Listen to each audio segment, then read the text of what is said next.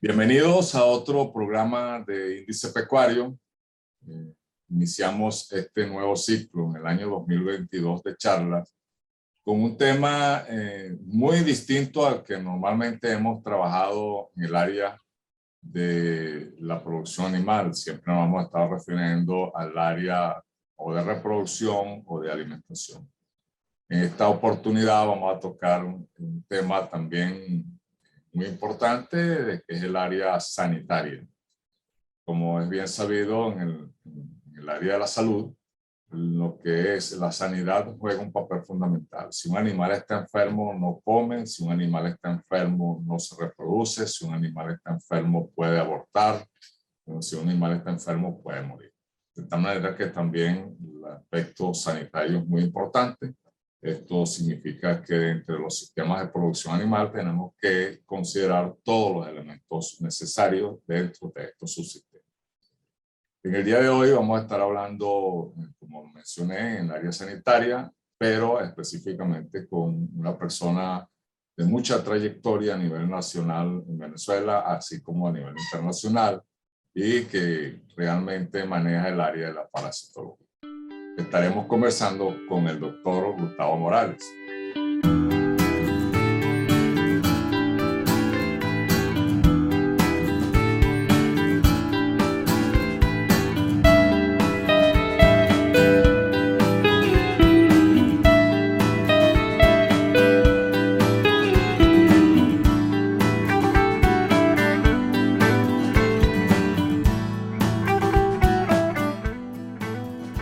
El doctor Gustavo Morales es médico veterinario egresado de la Universidad Central de Venezuela, con posgrado en patología animal tropical, mención parasitología, en el Instituto de Cría y Medicina Veterinaria de los Países Tropicales en Alfort, Francia.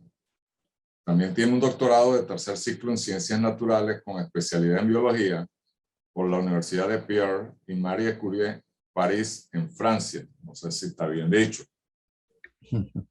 Docente universitario con escalafón de titular en las áreas de parasitología, estadística paramétrica y no paramétrica aplicada a las ciencias de la salud, biología, epidemiología y metodología de la investigación. Fue investigador del Laboratorio de Parasitología del Centro Nacional de Investigaciones Agropecuarias del Instituto Nacional de Investigaciones Agropecuarias, INIA, en Maracay, Venezuela, con más de 133 publicaciones en parasitología y autor de diversos libros centrados en las áreas de estadística no paramétrica, ecología, helmintología y resistencia a los antiparasitarios y diseño de esquemas de tratamiento selectivos. Tiene una amplia trayectoria en asesoría de tesis de doctorado, maestría y trabajo de ascenso, así como elaboración de seminarios y capacitación metodológica para la investigación. Un currículum muy excelente del doctor Morales. Bienvenido, doctor Morales. ¿Cómo está? Gracias. Muy bien, muchas gracias. Gustavo, me gustaría que me hablaras un poco de lo que es la importancia de la parasitología en los pequeños rumiantes, principalmente, que es tu especialidad. ¿Cuál es tu enfoque desde ese punto de vista? Ok, vamos directamente pues a entrar al tema. Y muchas gracias por la presentación y encantado de estar en contacto nuevamente contigo.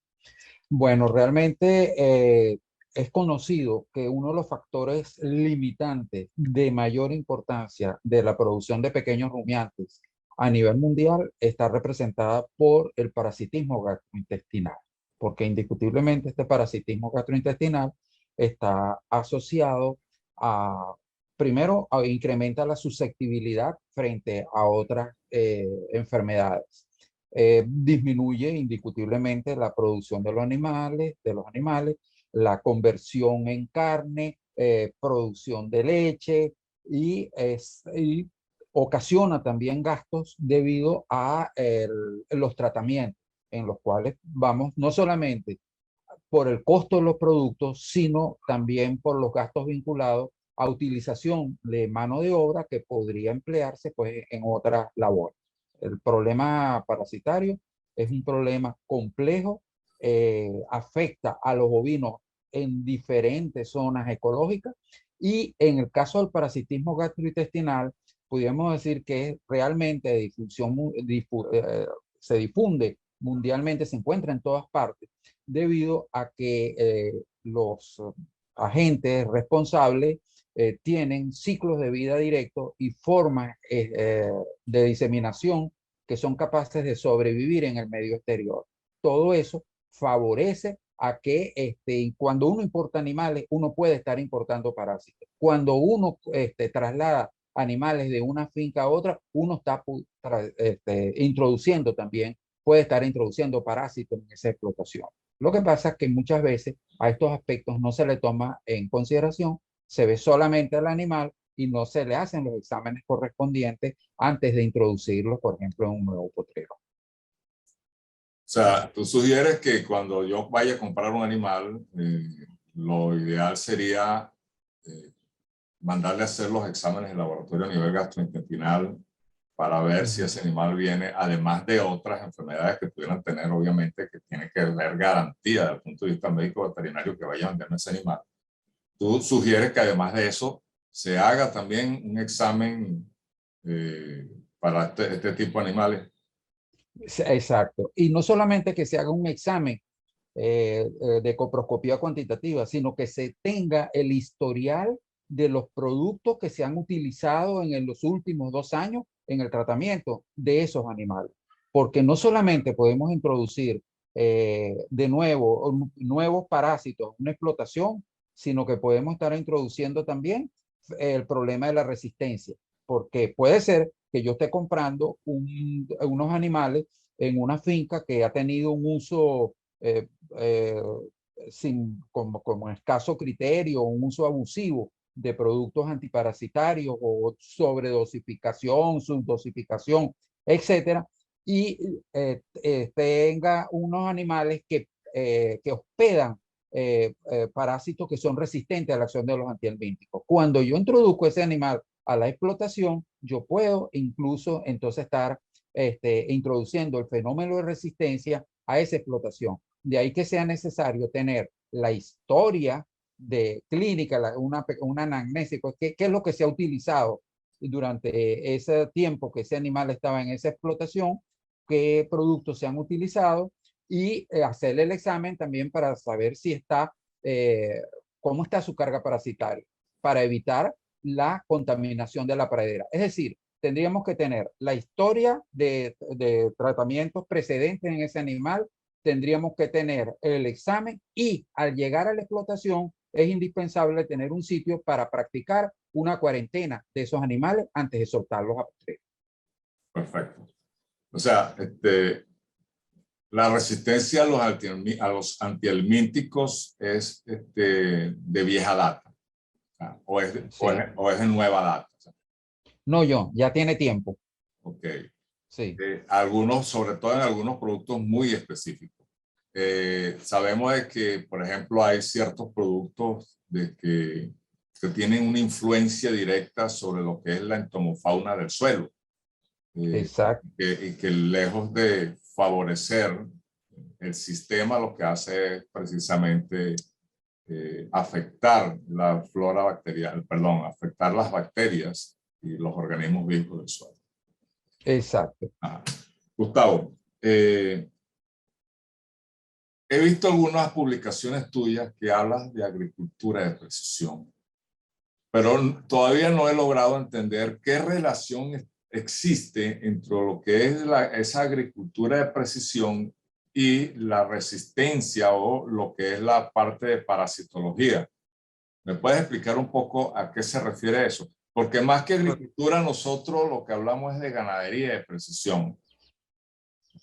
Pero lo que he notado es que hablas de agricultura. No sé si tiene que ver con esto que estamos mencionando precisamente de la parte del suelo y de los forrajes, ¿no?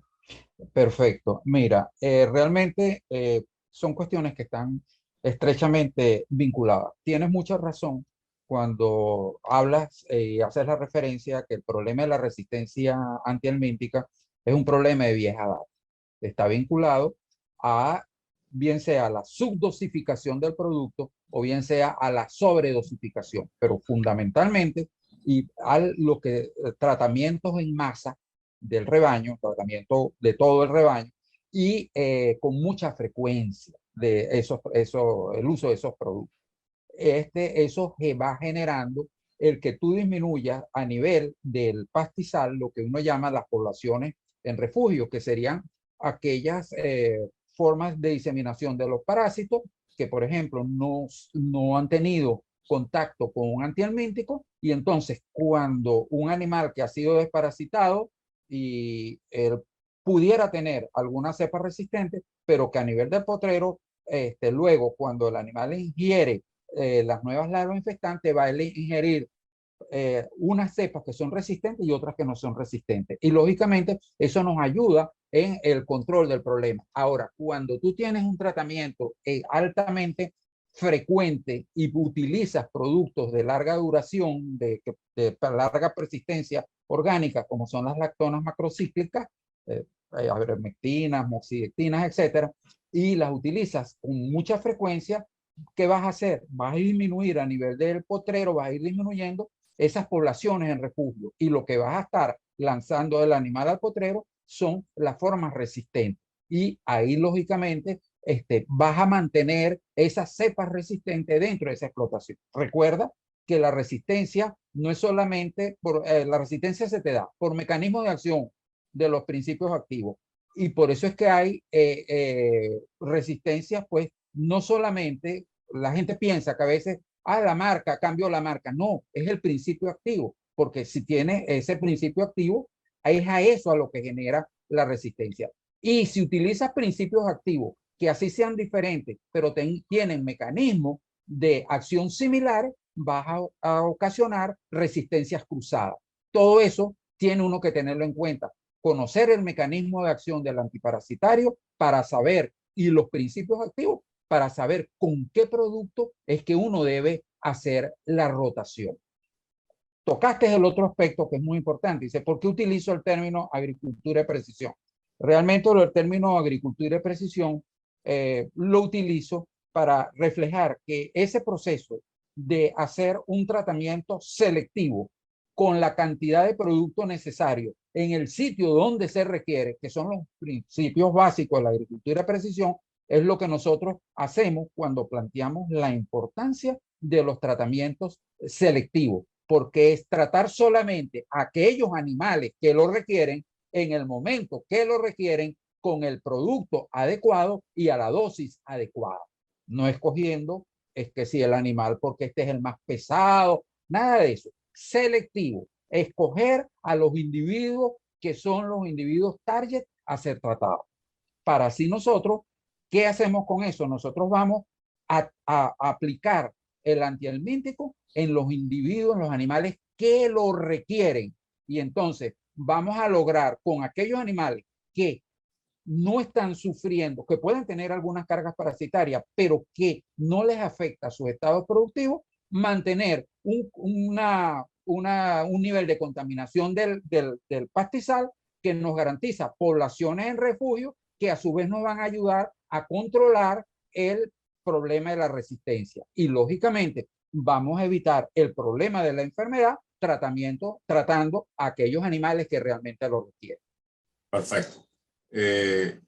Supongo, y también lo he visto, que cuando tuvimos bastantes oportunidades que estuvimos trabajando juntos, que hablabas de la carta Famacha. Me supongo que es lo que utilizas para este sistema de, yo lo llamaría de ganadería de precisión, ¿no? Más que agricultura, pero también, o sea, el principio es el mismo, como tú dices, ¿ok? El principio Sí, es el mismo.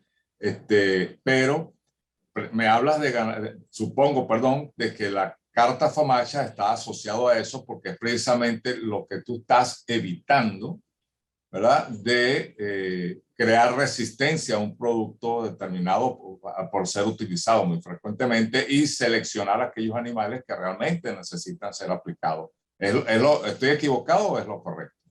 bueno, la carta Famacha realmente es un sistema bastante eficiente. Fue creado por los surafricanos y establece una relación entre el color de la conjuntiva ocular con valores del hematocrito. ¿Por qué? Porque está concentrado, básicamente utiliza el valor hematocrito como un indicador de anemia. Por eso es porque como indicador de anemia y está asociado directamente al control de un parásito que es el Haemonchus contortus, que es un parásito hematófago y fuertemente anemizante, lógicamente, y puede hasta ocasionar la muerte del animal, muy común en el mundo y de altísima frecuencia en la explotación de pequeños rumiantes. Incluso tiene una particularidad, las larvas de Moncus contortus, a nivel de la estructura del tallo del pastizal, ellas pueden subir un poco más arriba que muchos de las otras géneros parasitarios que pueden estar presentes. Hago la salvedad que realmente si nosotros queremos utilizar la carta Famacia, debemos estar seguros de que la explotación donde nosotros estamos trabajando tenemos como una especie principal la presencia de Moncus contortus. La presencia de Moncus contortus. Sino, indiscutiblemente que podemos hacer un tratamiento utilizando pues los resultados, por ejemplo, también de la coproscopía, porque lo que busca mucho la carta Famacia es que examinando la conjuntiva ocular, ellos dan 5 escalas, las escalas 1 y 2 son rojo más intenso, rojo un poquito más claro, luego una escala 3 que es color rosado, que serían los animales que consideran al límite, y luego las 4 y 5 que sería el de peligro y fatal. Ya cuando llega al color de la conjuntiva ocular fatal, es ese color blanco, ya prácticamente, un animal totalmente anémico, ¿verdad? Entonces, con esa carta lo que uno hace es seleccionar a los animales que deben ser tratados. Insisto, en aquellas explotaciones donde tengamos la presencia de Moncus contortus. Como un previo, la identificación de la presencia del género Moncus lo podemos hacer o bien sea por una necropsia parasitológica de los animales o bien sea con coprocultivo, obteniendo las larvas hasta la etapa de larva 3, que sería la forma infestante, que tiene ya características morfológicas que nos permiten a nosotros su diferenciación y saber exactamente que si tenemos la presencia del parásito. Pero que hay algo que es muy importante. Tú como nutricionista sabes que la anemia también puede ser de causas carenciales, ¿verdad? Entonces, cuando nosotros estamos, puede ser también causa de otros agentes infecciosos como enfermedades bacterianas, etc. Y entonces, ¿qué sucede? Si yo, a través de la carta Famacia, yo selecciono unos animales que considero que deben ser tratados porque están por debajo, o sea, 3, 4 o 5 en la escala Famacia, yo debería tomar la precaución también de no solamente hacer el tratamiento de ese lote, ¿ok? Sino que al interior de ese lote yo debería examinar a esos animales con más detenimiento para detectar al interior de ese pequeño lote, de ese lote seleccionado, cuáles animales realmente están padeciendo una anemia producto de un problema parasitario de aquellos animales que están padeciendo una anemia de otras causas. Porque yo puedo tener un animal que puede estar con muy baja carga parasitaria o negativo y sin embargo tiene anemia. Entonces, esa diferenciación yo debo hacerla porque eso me va a ayudar en ese control. Aquí hago una salvedad que es muy importante. Cuando se utiliza la carta Famacia, el productor está haciendo una selección tanto por resistencia como por resiliencia. Por resistencia, porque son aquellos animales, bueno, que tienen o están con muy baja carga o no presentan carga parasitaria, no están infestados con parásitos gastrointestinales y lógicamente están en muy buenas condiciones. O aquellos animales, en el caso de la resiliencia, serían aquellos animales que a pesar de tener una elevada carga parasitaria, tienen un buen nivel productivo. Entonces, ojo, porque estos animales, y por eso digo, estamos seleccionando por resistencia y por resiliencia, estos animales con esa alta carga parasitaria, pero en buenas condiciones, no serían tratados. No serían tratados. Entonces, lógicamente, ellos son también un factor de contaminación del potrero. Entonces, eso lo debo tener en cuenta, sobre todo si tengo en ese potrero animales de primera etapa de pastoreo, animales jóvenes o madres cerca al momento del parto, en que producto pues, de la prolactina y todo este juego hormonal aumenta, en el caso de la madre, aumentan la susceptibilidad al parasitismo. Entonces, insisto en eso, estamos cuando uso la carta Pamacha estrictamente como ellos lo recomiendan, estoy seleccionando por resistencia y por resiliencia, pero hago la salvedad de lo que significa la resiliencia y la importancia que tiene para el profesional que asesora estar pendiente de esos animales también. Indiscutiblemente, si yo poco a poco voy seleccionando con el tiempo por resiliencia y resistencia, esos potreros pueden estar infectados y no me van a ocasionar mayores problemas. Pero hay que recordar que siempre al interior del rebaño hay animales que son más susceptibles que otros para ese problema parasitario.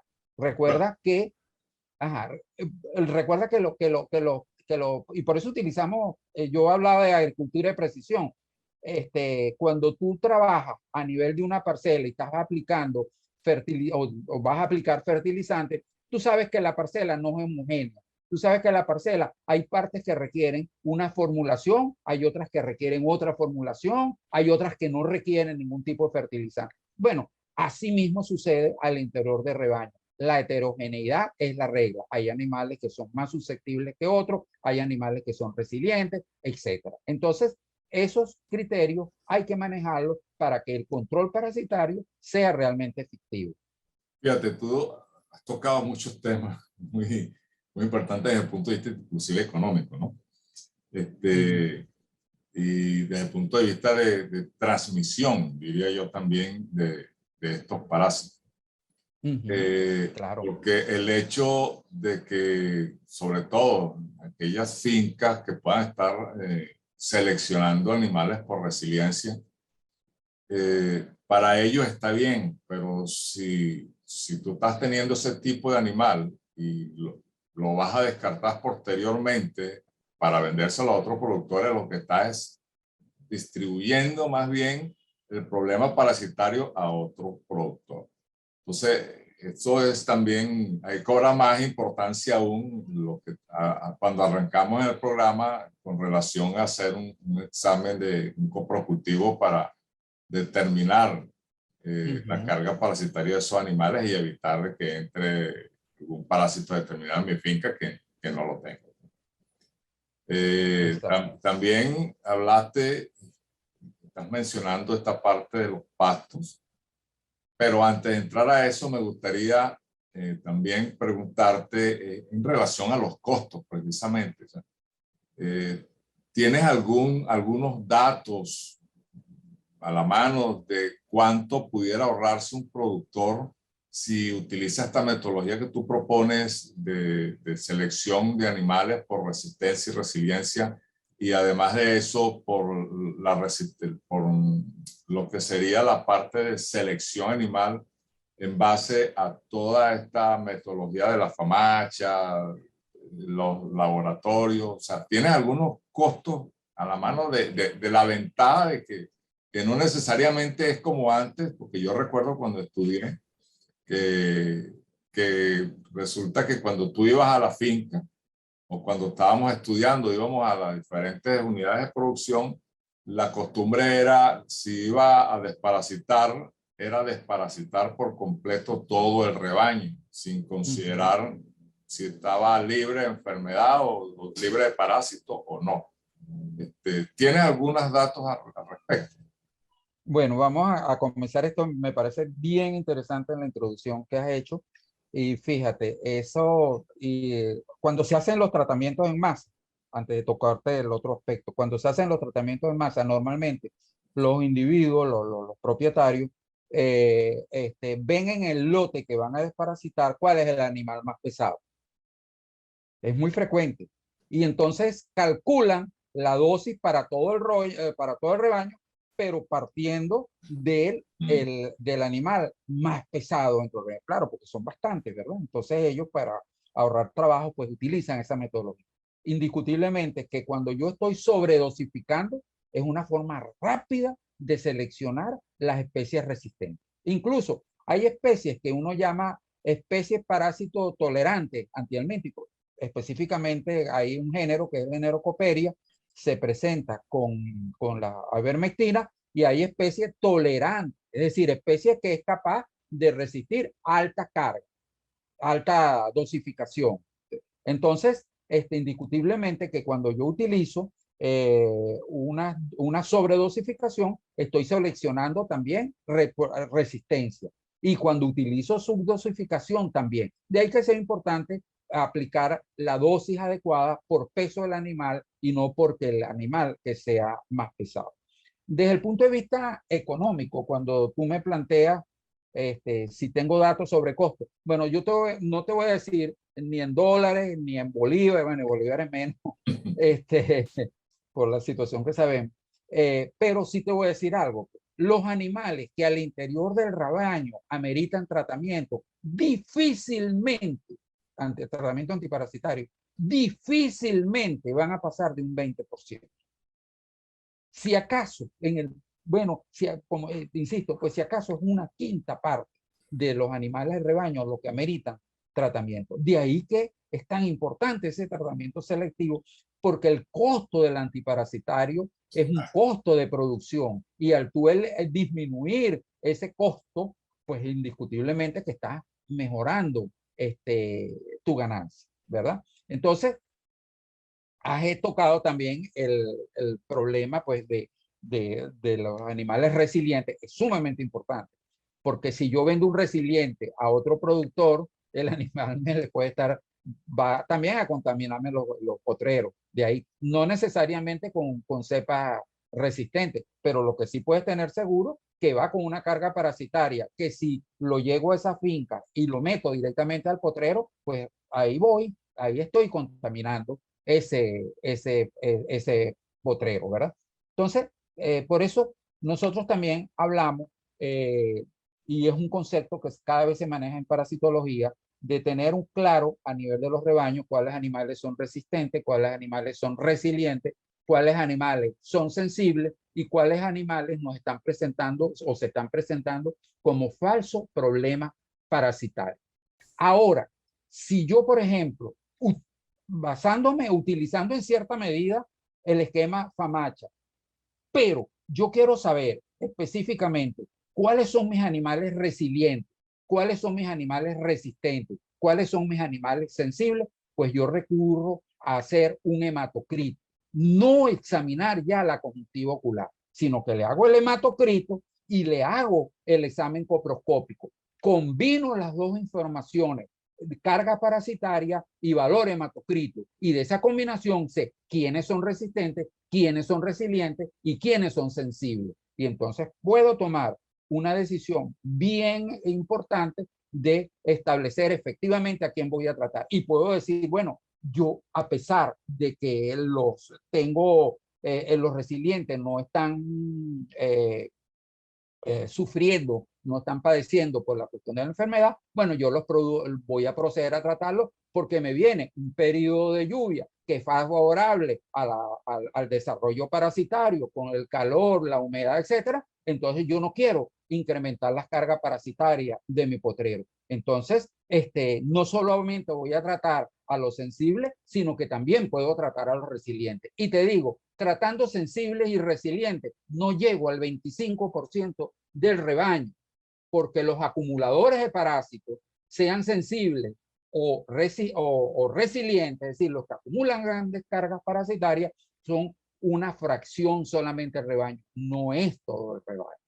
El otro ventaja que me aportaría es que automáticamente yo tengo una información al hacer, como te estoy diciendo, lo del hematocrito y hacerte también la carga parasitaria, yo tengo una información que me va a informar directamente, no solamente quiénes son resilientes, quiénes son sensibles, sino que me va a decir también quiénes son falsos problemas parasitarios. Y entonces una vez me dice, hey, observa aquí, porque aquí tienes otro problema que puede ser nutricional, bacteriano, etcétera. Yo siempre planteo, y fíjate que insisto mucho en el aspecto nutricional, yo creo que si nosotros desarrolláramos programas de control parasitario, hay una asociación que debe funcionar profesionalmente, y este es el nutricionista, el especialista en pasto, con el parasitólogo. Esa integración de esos dos enfoques, equilibrado, discutido, analizado, indiscutiblemente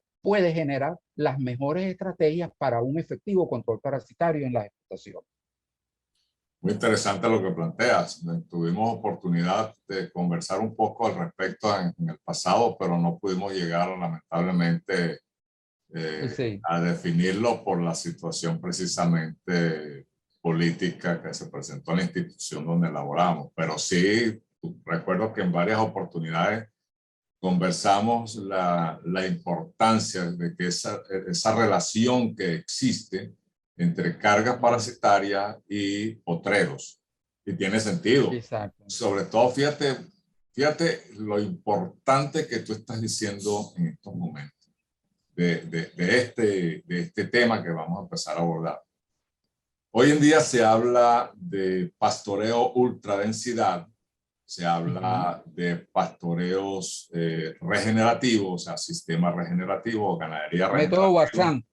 el método Wissam. O sea, son tantas tecnologías que se están hablando ahora de métodos de pastoreo hoy en día que se basan en un principio único, que es altas cargas animales en potreros, o sea, elevadas cargas animales, cargas instantáneas que superan las 5.000 unidades animales por hectárea, cargas instantáneas. O sea, es, es muy importante porque precisamente esa relación que estás planteando entre lo que sería la carga parasitaria con los potreros, son potreros de pequeños tamaños, superficies pequeñas normalmente, con esas altas cargas, y realmente si hay animales resilientes, lo más seguro es que yo estoy rápidamente, de una manera muy violenta, lo que estoy es infectando a la mayoría, o por no decir el 90%,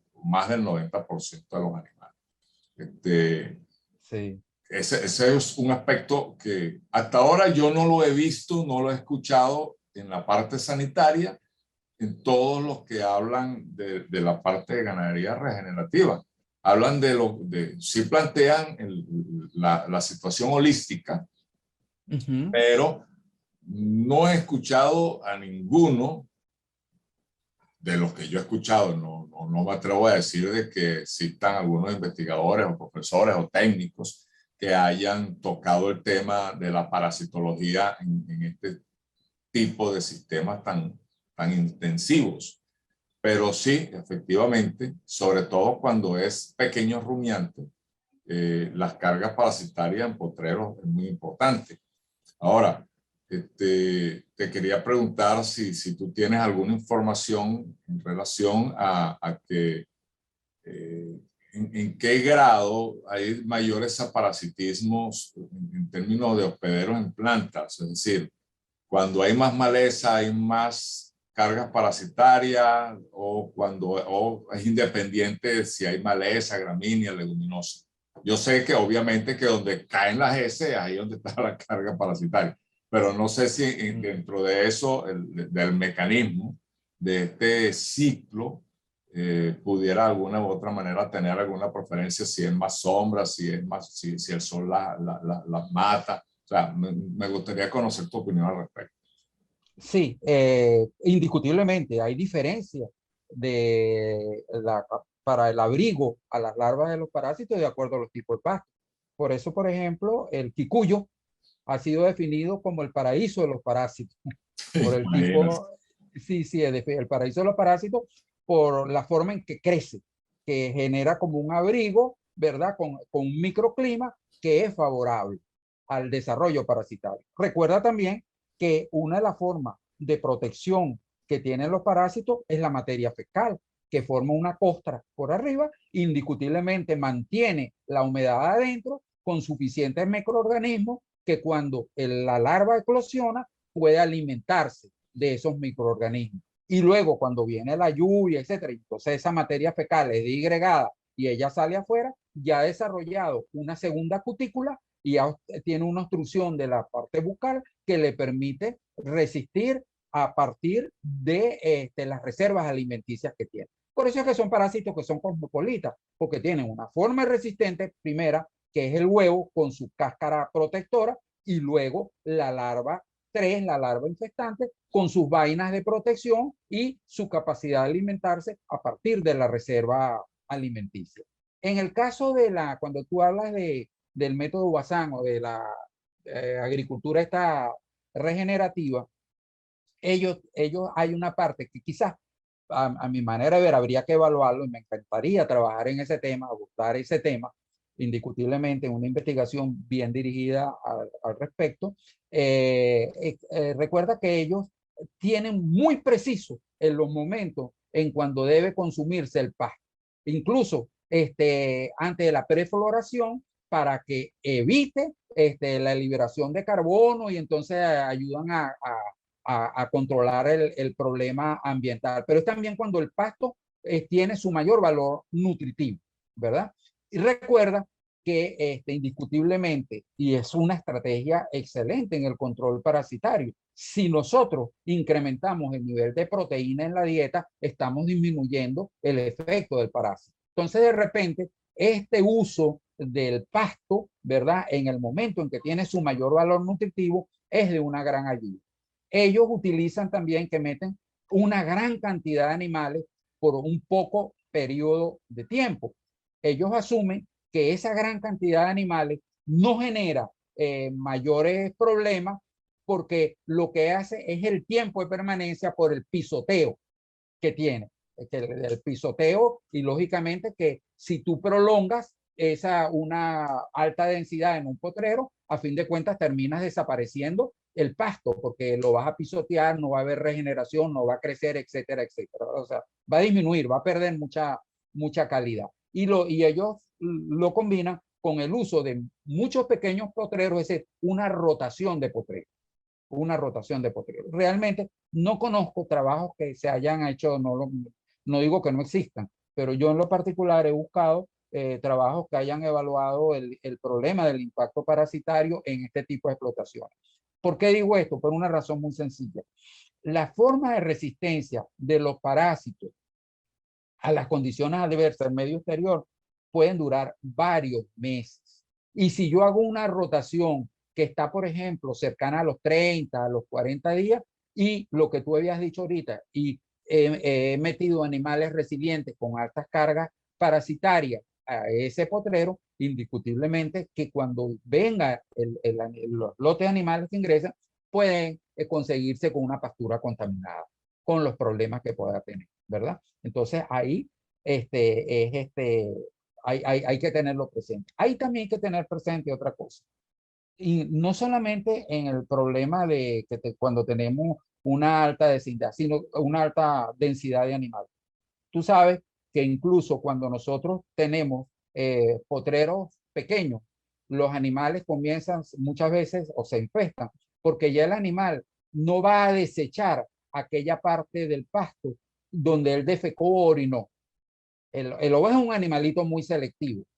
Cuando él tiene la oportunidad de seleccionar, lo va a hacer. Pero si no tiene la oportunidad de seleccionar, va a comerse lo que va a encontrar, ¿verdad? Y entonces, eso puede pasar.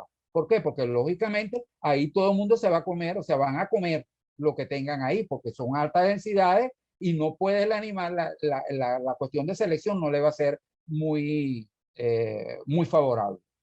Ventaja, el momento en que ellos recomiendan el uso del pasto, que es cuando tiene su mejor nivel proteico. Y indiscutiblemente, una buena cantidad de proteína en la dieta es una medida coayudante de enorme importancia en el control parasitario. De ahí que yo considero, por ejemplo, que el planteamiento que tú has venido haciendo hace mucho tiempo sobre los bancos de proteína en los potreros y tal, a mí me parece sumamente importante, porque hay estudios que demuestran cómo se minimiza el efecto parasitario en aquellas ovejas que aún estando preñadas, que tienen una susceptibilidad mayor, reciben un buen incremento proteico.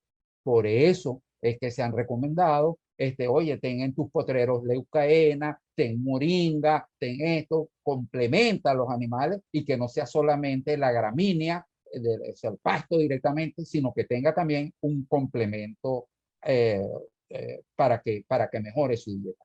Tocaste también otro aspecto, porque tocaste mucho en tu intervención, tocaste también otro aspecto que es cuando habla de los antiparasitarios, el problema de la fauna edáfica. Eso es verdad, porque por ejemplo las lactonas macrocíclicas te van a afectar la fauna edáfica. Y si tú tiras un potecito de esos de productos, se te cae en un riachuelo, pues vas a ocasionar también tus problemas a la fauna que está en ese riachuelo. En el caso pues de la fauna edáfica, lombrices de tierra, coleópteros, etcétera, que te va a disminuir la capacidad de mejora de esa tierra, de aireación de eso, porque te va a disminuir la fauna edáfica. Y lógicamente, si nosotros sabemos los riesgos que eso presenta y a la vez tenemos dentro de la explotación árboles, arbustos, nosotros vamos a tener un buen nivel de fauna edáfica en esa explotación. La vamos a favorecer y eso indiscutiblemente nos ayuda en tener unos mejores suelos. Mejores suelos, mejores pastos, mejor nutrición para los animales. Perfecto, sí, muy buena tu punto de vista, porque es lo que hemos siempre estado hablando de manejar los Exacto, sistemas de producción animal como un todo, como un sistema global, exacto, donde, bueno, yo siempre y cada vez que doy clases, coloco como una especie de pirámide, ¿no? Donde para mí lo más importante dentro de toda esta estructura es el suelo, como un organismo vivo. Ese suelo me va a mantener el animal, me va a mantener la pastura, me va a mantener el todo, como quien dice, ¿no? Después le doy un segundo piso, que sería la parte donde se sustenta ese suelo, que es la pastura. Pero le doy, para mí, el tercer piso más importante es precisamente el sanitario, porque a través de esta parte sanitaria viene lo que sería comenzar a mejorar los procesos de producción animal, donde la reproducción y finalmente la genética va a responder a todo. De exacto. manera que efectivamente muy cierto todo lo que tú planteas en ese sentido, ¿no? Perdona que te interrumpa un segundito. Cuando tú hablas de la genética, ahí yo quiero tocar también esto. Pues nosotros hablamos mucho, o se escucha mucho decir, tal raza es resistente al problema parasitario, esta raza es mejor que aquella. Al interior de cada raza hay individuos resistentes, hay individuos sensibles.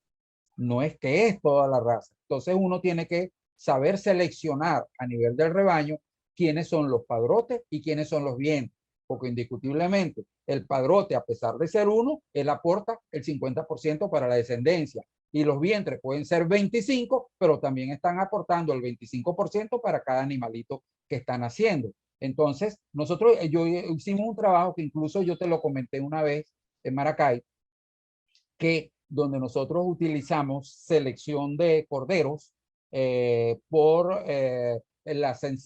por una parte, de corderas, por una parte, por la cantidad de huevos que ellas excretaban, huevos de parásitos que excretaban en sus heces, y también por la de los padrotes, los padrotes. Y vimos que padrotes de la misma raza había diferencia en la susceptibilidad en las hijas. Y lógicamente, padrotes más susceptibles nos había dado hijas más susceptibles.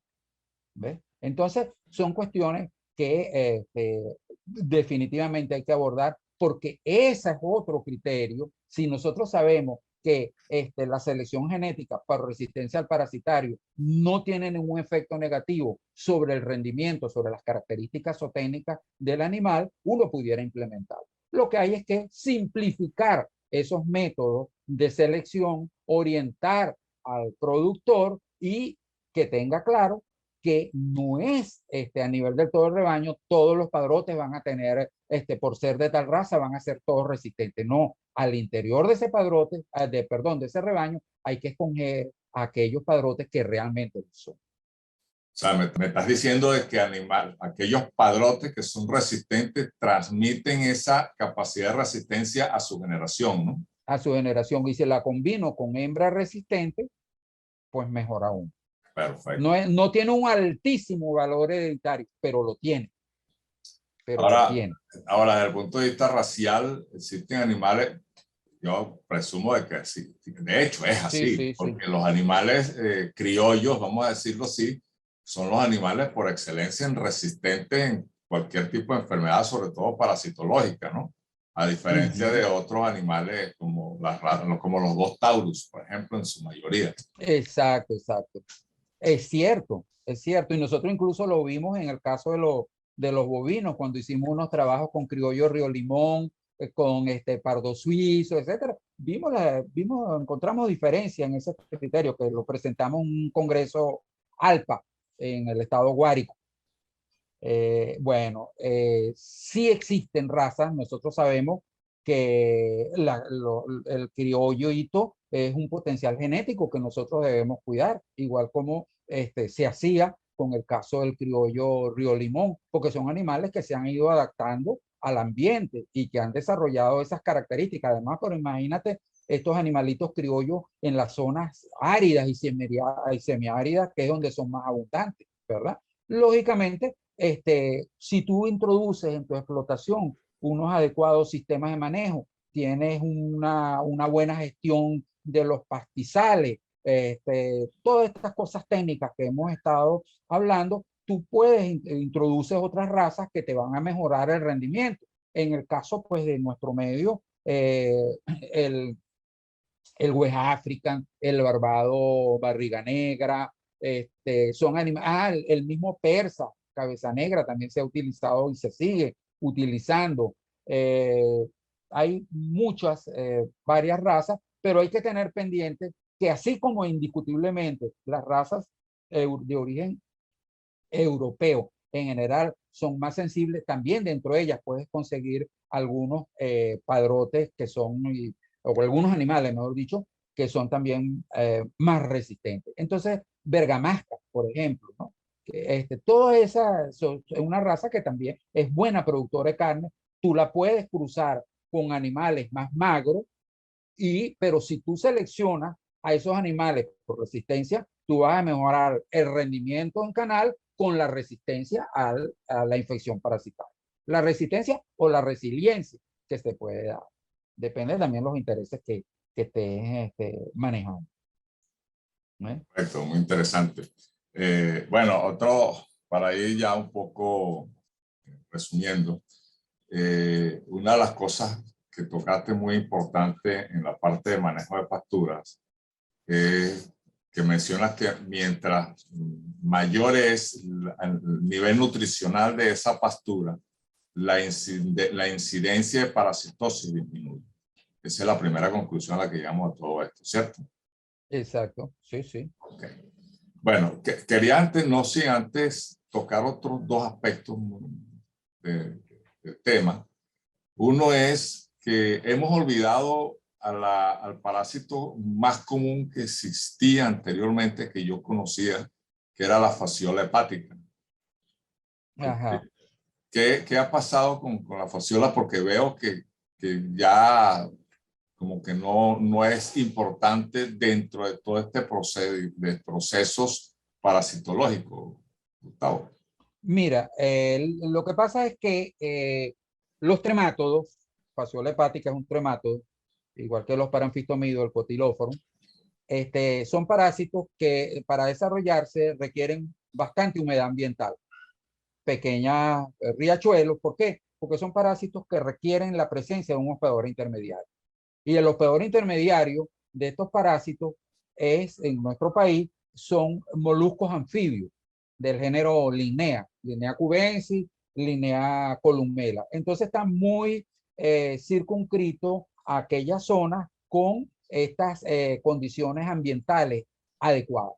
Pero sigue siendo un problema, en bovinos sigue siendo un problema, y yo he notado, en varinas, por ejemplo, he notado que se incrementó en los diagnósticos de paranfistomido en vez de los diagnósticos contra los diagnósticos de fasciola. Estaban diagnosticando más paranfistomido que fasciola. Yo hice una publicación donde cómo diferenciar en una coproscopía cuando se trata de fasciola, cuando se trata de paramfitomía. Pero bueno, el caso es que eso ha estado relacionado con el uso de productos de alta eficacia contra la fasciola hepática, que son escasos en el caso de los paramfistomidos.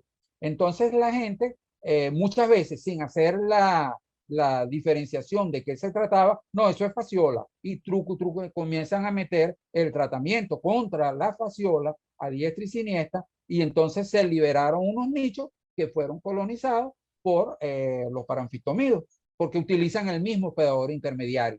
Nosotros incluso lo conseguimos en el estado de Trujillo, moluscos en una misma explotación, algunos infestados con fasciola, con larvas de fasciola hepática, y otros infestados con su interior, con la presencia de larvas de paramfistomido, ¿verdad? Pero indiscutiblemente en toda la zona, en la zona centro-occidental del país y en todas estas zonas que tengan en sus explotaciones riachuelo y tal, es muy factible conseguir la presencia de tremátodos, ¿verdad? Muy, muy factible. En el caso, pues, de ovinos, conseguir animales infectados con cualquiera de los dos, mira, puede ser realmente grave porque ocasiona una muy fuerte estado de anemia y pueden, con unas diarreas bastante fuertes y pueden ocasionar en corto tiempo la muerte del animal.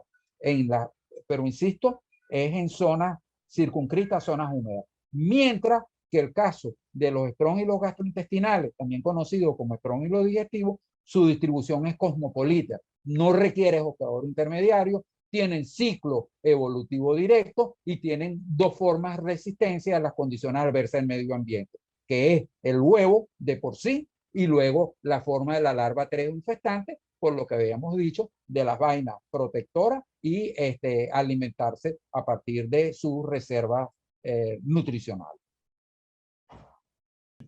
Gustavo, ¿tienes alguna experiencia en parásitos con búfalos? Sí, bastante, y con búfalos bien interesante. Tuvimos una experiencia vinculada a la toxócara, que es un parásito bastante, Neoascaris vitulorum, antiguamente conocido como Neoascaris vitulorum, ahora se le llama, bueno, Toxócara vitulorum, ¿verdad?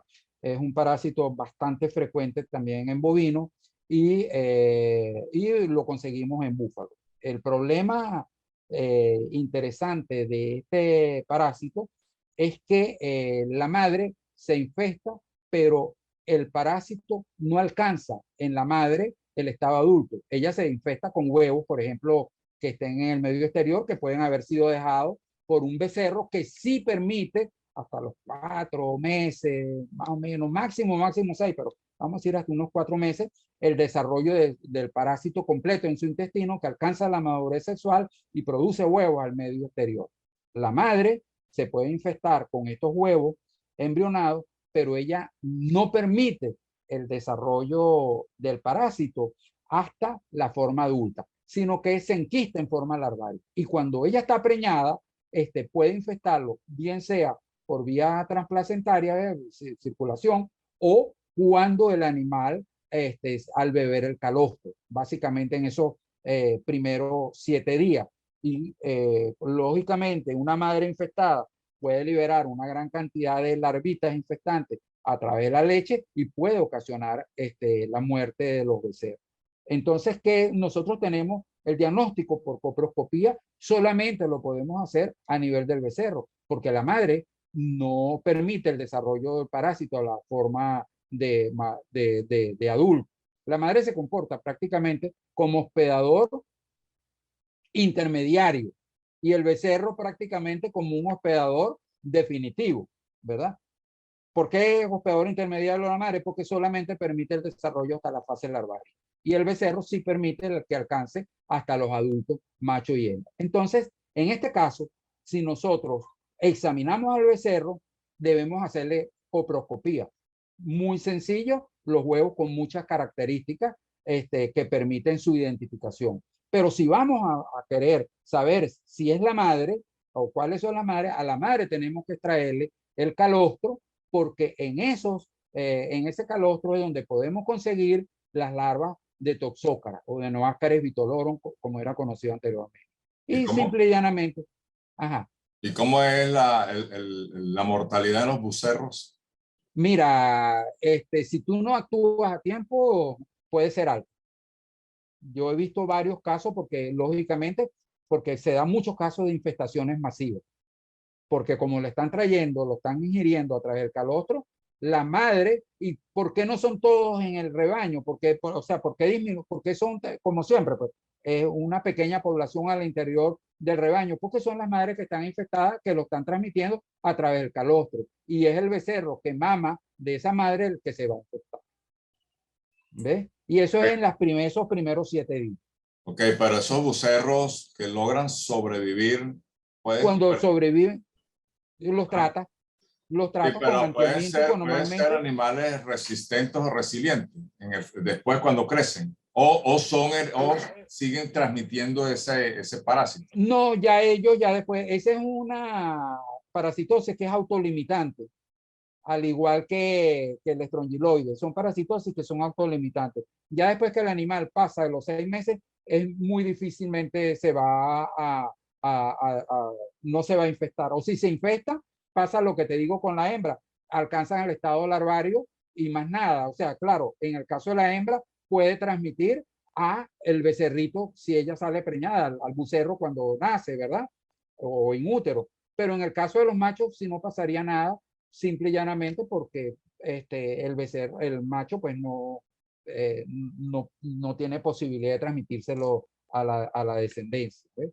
Entonces, la etapa peligrosa es la madre preñada que está infestada porque va a infestar al becerro, pero el factor contaminante en el medio exterior va a ser el animalito recién nacido, los animales antes de los 4 meses. De ahí que sea tan importante de determinar a nivel de esos animales recién nacidos cuáles están infectados y cuáles no. Y esto sí es factible porque por coproscopía uno lo puede hacer.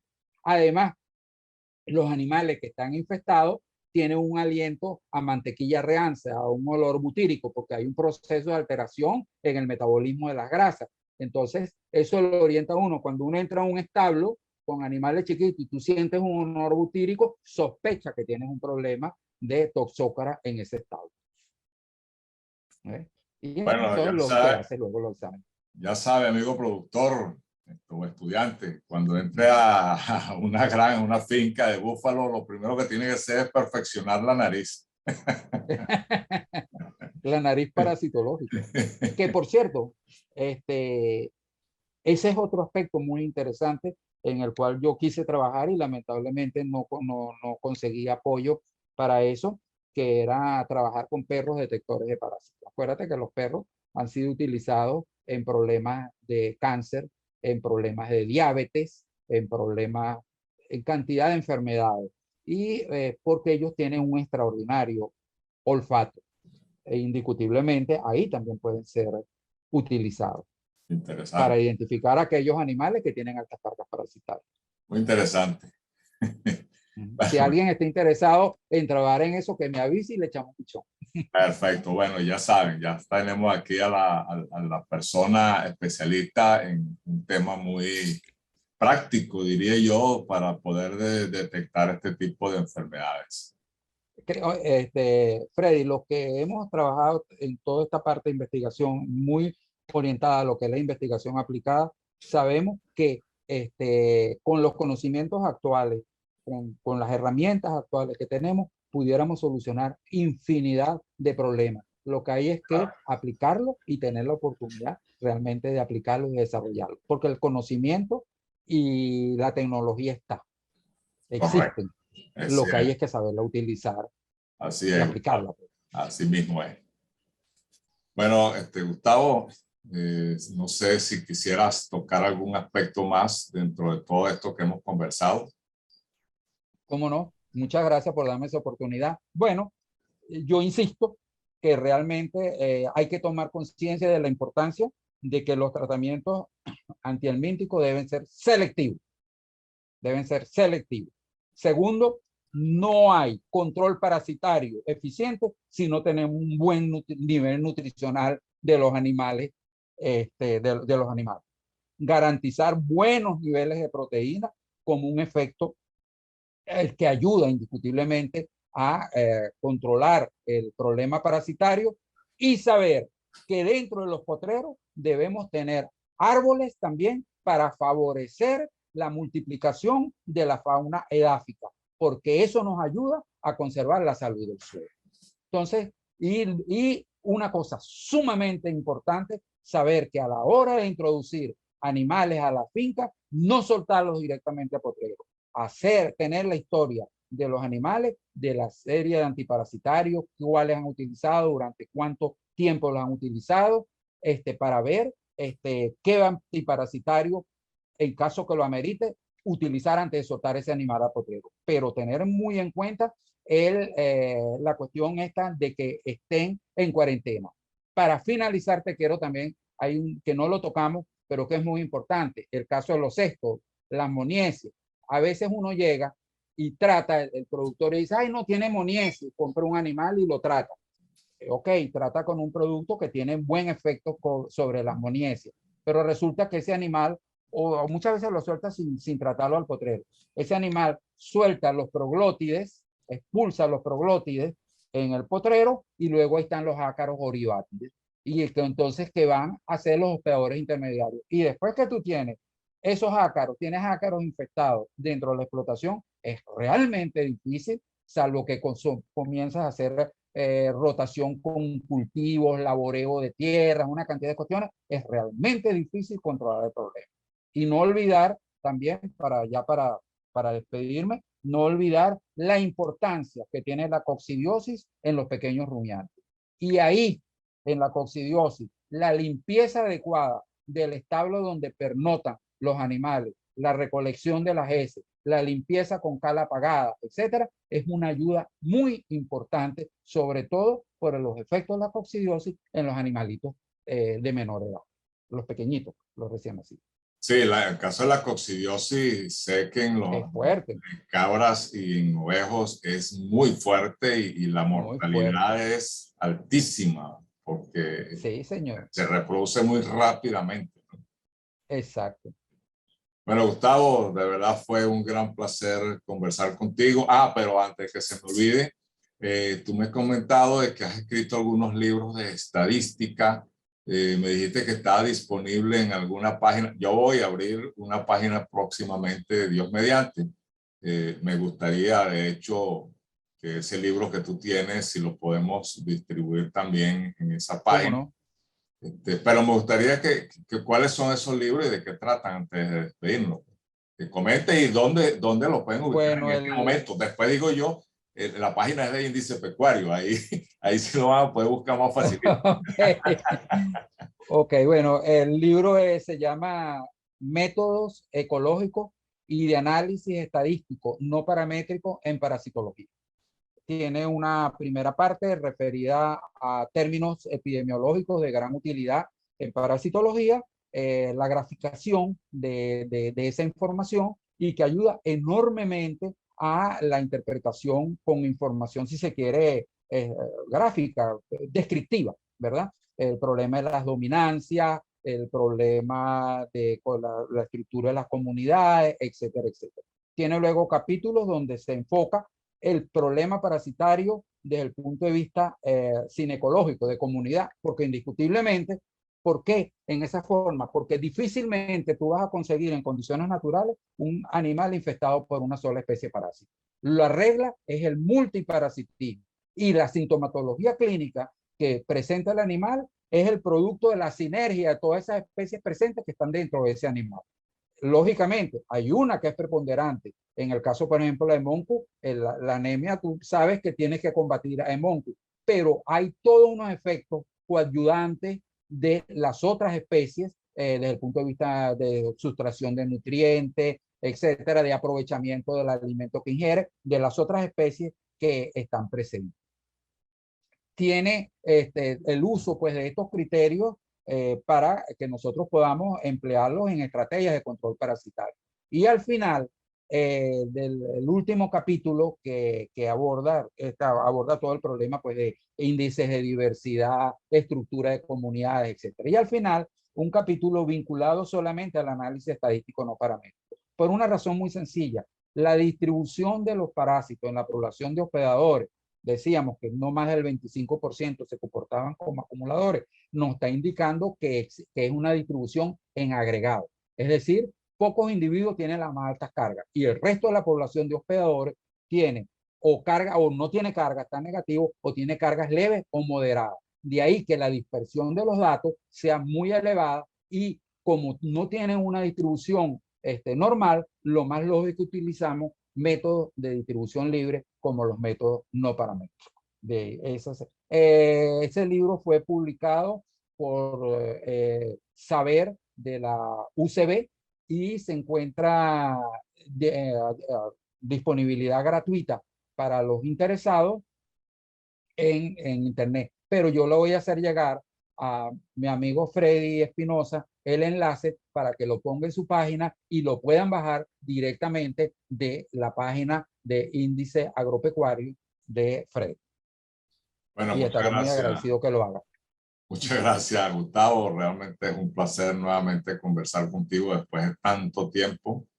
Sí, señor. Esperamos volvernos a reunir próximamente en algún momento, si la vida nos lo permite, y así lo pedimos a Dios. Y que bueno, el mejor de los éxitos en esta nueva etapa que estamos pasando, Gustavo, y de verdad muy agradecido nuevamente por este tema tan importante y que realmente sé que va a ser muy útil tanto a productores como a estudiantes principalmente. Muy agradecido, Gustavo. Gracias, Freddy.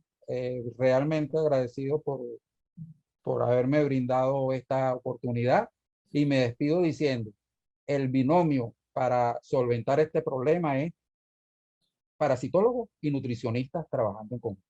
Así es. Muchas gracias.